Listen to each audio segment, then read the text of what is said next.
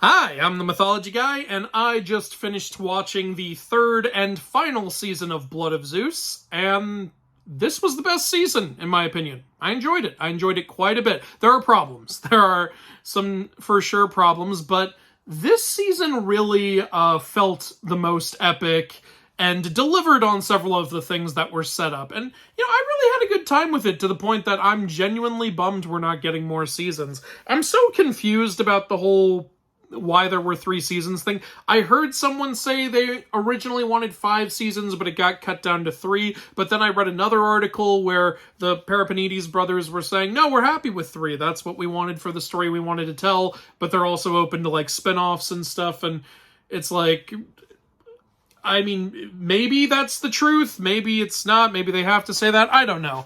But one thing that's definitely clear is this show could have used another season, or at least a couple more episodes. Because while I do really enjoy season 3, there are parts that feel rushed and parts that feel like they weren't paid off in full. And again, it's because you got me invested, guys. If you're watching this, like, by the way, I have, if you've seen the Blood of Zeus Inaccuracy video, you know that Charles Peloponnese actually emailed me. He was very supportive. He was really nice in his emails. He actually offered me an early code to watch season 2, and my dumbass had already watched season 2 by the time I saw that email. But again, it's one of the reasons I, wish good things for these guys, because I know they work hard. I've seen their videos about reinventing Greek mythology and the passion that went into it and all of that. And again, I think they got progressively better with each season, so I would have liked to see more. I am a little genuinely bummed that it's over. Though, again, they're open to spin-offs and stuff, so hopefully we'll get some of that. But let me go into why this season is good. And if you've seen the trailers or if you watched season 2, you know that the Titans are back. They're the big threat in this season, and they were done really well, in my opinion. They were done very well. It helps when you get Alfred Molina to voice Kronos. Wonderful actor, wonderful voice, great for that character, great intimidation factor. So basically, the plot of this season is Gaia has had enough of the gods. She brings back Typhon in order to have him bring back the Titans. It's very, it's a lot more Gigantomachy plot than the original Gigantomachy plot was on the show, because now Gaia is involved and stuff like that. When Typhon shows up, he looks cool. And again, though, he doesn't look very mythically accurate. There's no dragon heads coming out of him. There's no serpents for legs or anything like that. And by the way, before you all start asking, there is a Season 2 inaccuracy video in the works. There also eventually will be a video on Season 3. While I was watching this season, I was like, oh, that's going to be in the inaccuracy. That's going to be in the inaccuracy video. Again, still like this show quite a bit. Inaccuracy videos are just for fun. But yeah, Typhon's really cool and really threatening, and he starts fucking shit up immediately. Like, gods immediately start dying. Like, this guy doesn't mess around. But what's weird is, like, there are moments where, like, one god kind of holds their own against Typhon, to the point where I'm like, I feel like if all of you got together and fought him, you could beat him, but so many of you are just running away instead. It's like, I really would have liked to at least have a scene or something where they all try to fight him at first and they start losing, and that's why they start peacing out or something like that.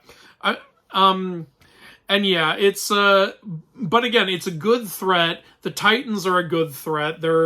And they, one thing I love about the Titans is they're not just a bunch of monsters like they are in so many forms of media. They look like almost exactly how I would picture the Titans, which is why as they were appearing on screen, I was like, oh, okay, I think I can figure out who these are.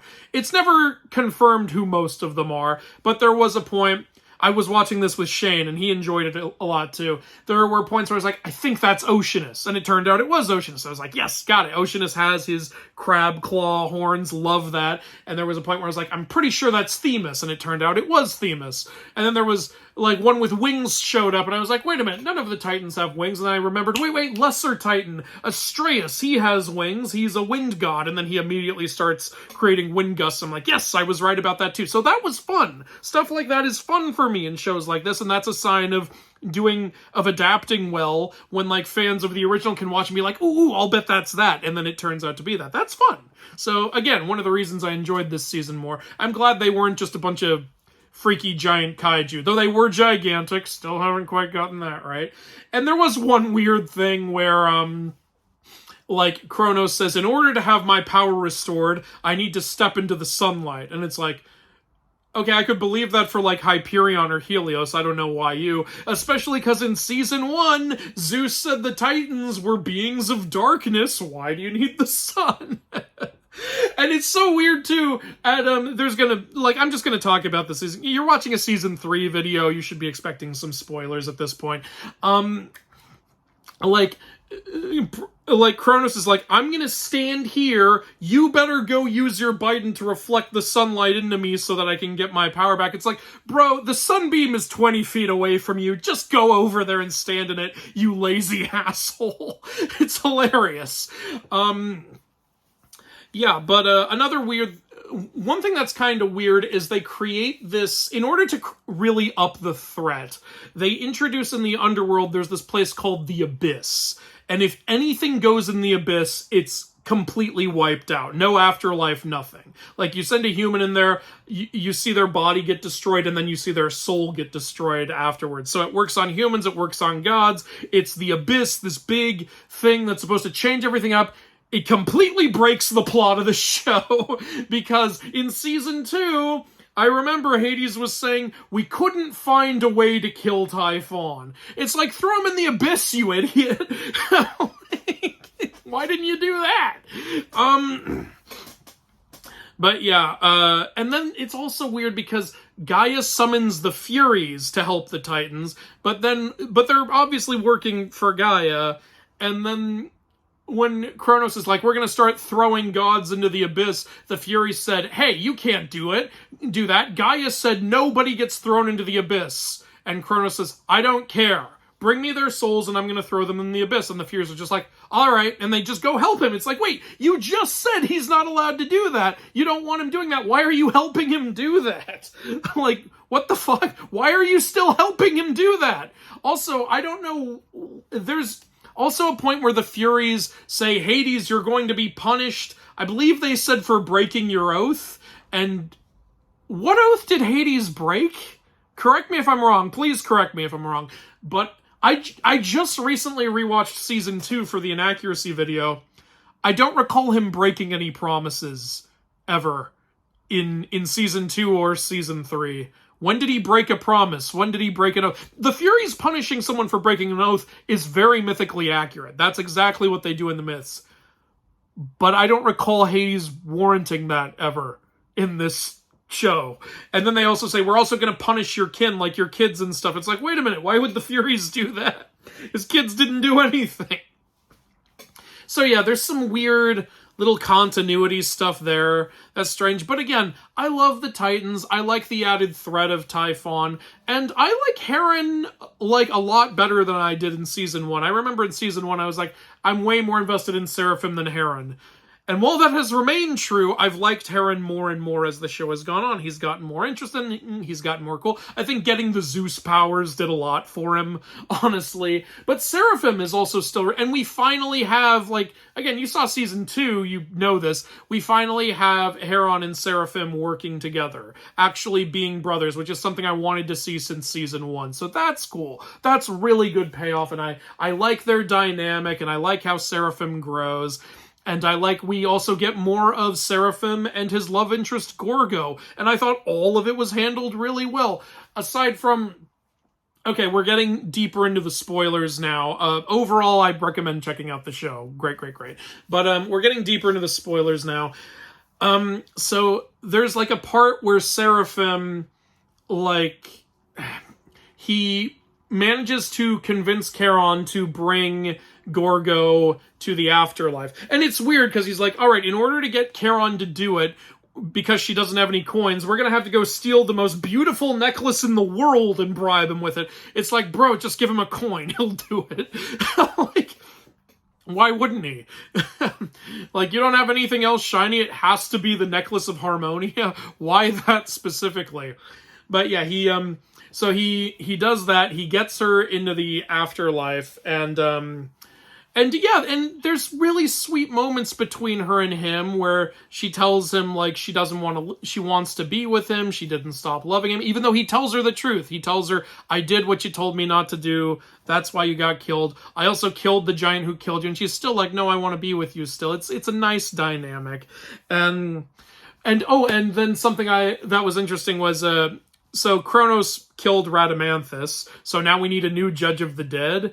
And I remember when they were showing the Judges of the Dead and there was the empty spot, Shane and I both said, you know surely the Titans will put a new judge in there. The one who would make the most sense would be Themis, because Themis is literally the Titaness of Law and Order. So who would be a better judge than the Titaness of Law and Order? And that's exactly what the show does! Again, that's a sign of adapting pretty well when we're able to be like, this would make the most sense. And then they do that, so it's really cool.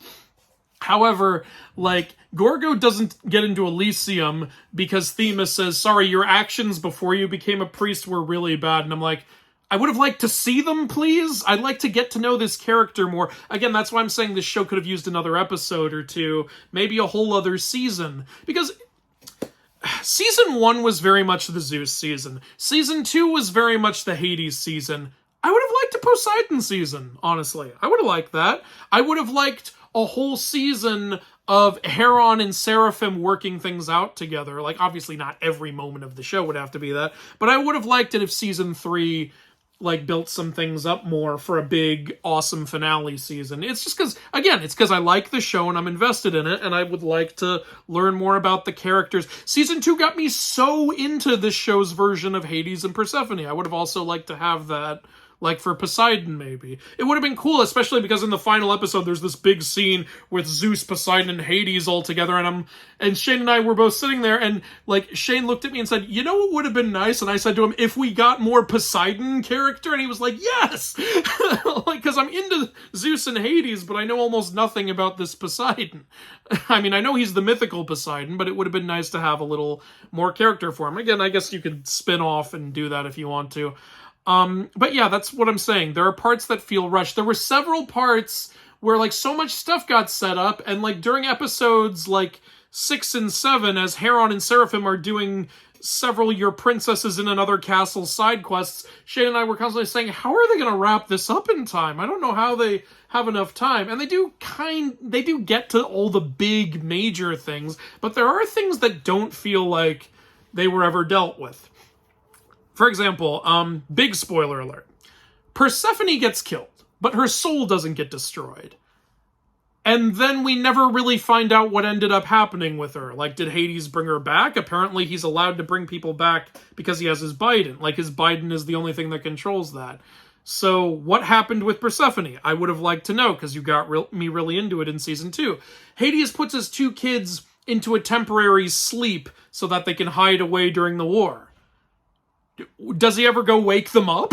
We never see him go wake them up. If there was a scene of that, I completely missed it.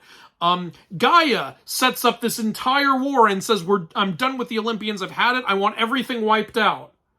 What the hell happens with her? We see the battle between the gods and the Titans and everything, but Gaia just disappears from the show.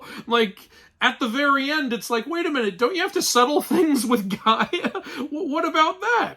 What ends up happening with Seraphim and Gorgo? I don't know that either. Does she get to live again, or does she go to the afterlife? That's another thing I know almost nothing about. Heron gets an ending. His mother gets an ending. Zeus and Hera characters do get endings. It's not just constant hanging plot threads.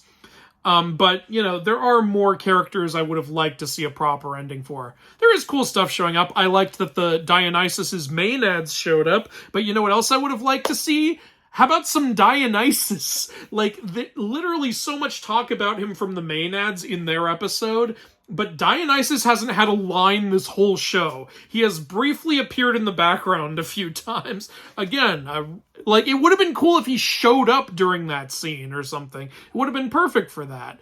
But no, nothing with that. And you know what? Actually, Dionysus even could have helped them in a later episode where they're dealing with a woman who possesses people and stuff. Dionysus is a god of madness. Maybe he could have helped clear their minds or something like that. It could have been cool. I just feel like there are some missed opportunities here and there. Yeah, overall, I am very happy that I ended up enjoying the ending. There are some things that could have been better or could have been cleared up. This show really could have used maybe 2 more episodes. Would have loved a whole nother season, but obviously that's not happening unless we get some spin-off stuff or maybe a sequel show, which I'm also not opposed to. And yeah, you know what? There was a funny part also where Seraphim is trying to bribe Charon to bring them into the underworld and stuff, and Charon's like, nope, can't be done. And I was literally about to say, what do you mean it can't be done? You did it for like Heracles and Odysseus and all these other characters, and then Seraphim, I swear to God, literally goes, what do you mean it can't be done? You did it for Aeneas and Odysseus and all these other characters. I was like, yes! Again, signs of good adaptation. Oh, one thing this show gets wrong that I'm actually very surprised they got wrong, because, again, I think Charles and Vlas are, like, very good at this stuff and very passionate about it. I'm so sick of this misconception that the Amazons don't marry. They do. What is this? Like, literally the Amazonian girl is like, sorry, I can't be with you, Heron, because it would go against my Amazonian oath. We don't marry men. We don't like men. My mother went against her oath when she married my father. Like, the Amazons don't involve themselves in men. Yes, you do. You're mixing it up with Artemis's huntresses. That is a completely separate thing. The Amazons are unique in that their culture is a matriarchy. The women fight and go to war. The men do the cooking and cleaning and raising the kids. It's a funny, like, twist on the dynamic. But people are always just doing as if the Amazons don't like men. And DC got this wrong with Wonder Woman, but I excuse that because that started in the 1930s. Like, you know, information wasn't as easily accessible back then. I completely understand that misconception for that. But my God, it's 2025. Can we stop making that mistake, please? If you want to do the huntresses, do the huntresses. God damn. So yeah, that's a misconception I'm tired of. But oh, another thing I want to say, I think the animation was better this season. I don't recall any points where it felt overly choppy or where, like, my eyes hurt, like that happened once or twice in season 2 and stuff. I also don't recall, feel free to correct me if I'm wrong, I don't recall any distracting uses of CGI. Like, it looked like it was all just good animation, which I was really happy about. Oh, another thing that was a little weird, this is a huge spoiler, so, like, you know, Hades saying, we can't possibly kill Typhon, he's elemental. And then at the end, Heron is like, we challenge you to technically double combat. And so he and Seraphim fight Kronos and Typhon, and then Heron kills Typhon, and it's like, I thought you couldn't kill Typhon. How did you do that? I know he offed himself to do it, but it's clearly possible to kill him. How'd you do that? What the hell? I would have liked at least some kind of explanation. I thought it was going to end with him somehow getting Typhon into the pit.